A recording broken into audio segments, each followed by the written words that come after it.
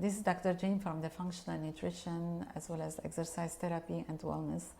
As we know, during this week we are working on the prevention of suicide cases, and from my department it's not direct link, but it has a link under the umbrella of well-being.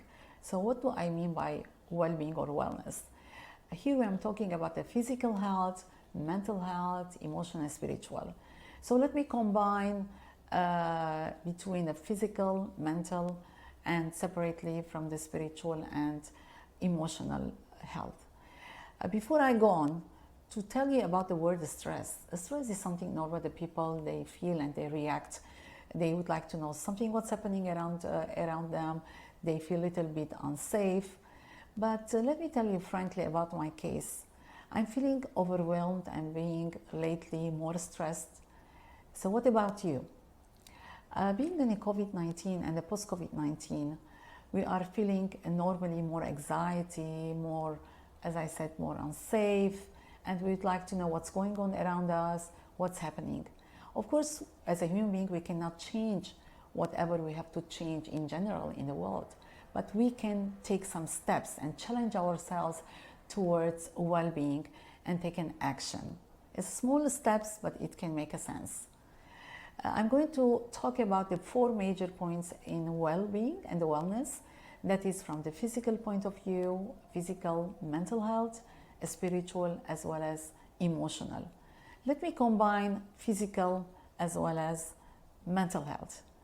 When somebody will say you, whatever you eat, you are, what do you mean by that? Simply you think that we are talking about physical body, but we are extending the experience beyond that. When we are talking about what you eat, you are, it's in extension form. We are talking about your mental and emotional experience.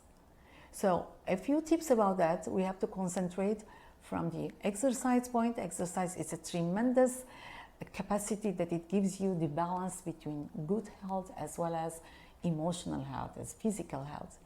On the other side, we have certain nutritional aspects that it can trigger the anxiety, it can increase the stress, or it can minimize the stress, or it can minimize anxiety. Knowing that when we do a lot of things and the anxiety day by day, it leads to depression, and then we'll come for the I need some medical help. In my field, it's always I do in a nutritional and a natural health system. So another aspects we have something we call, rather than the exercise, yoga. Yoga, it makes you to concentrate and to focus what's going on around you. So we should have something called mindful relaxation to calm ourselves. So it will be expand and it goes beyond our resilience. I can give you another point, for example, in the meditation and the mindfulness.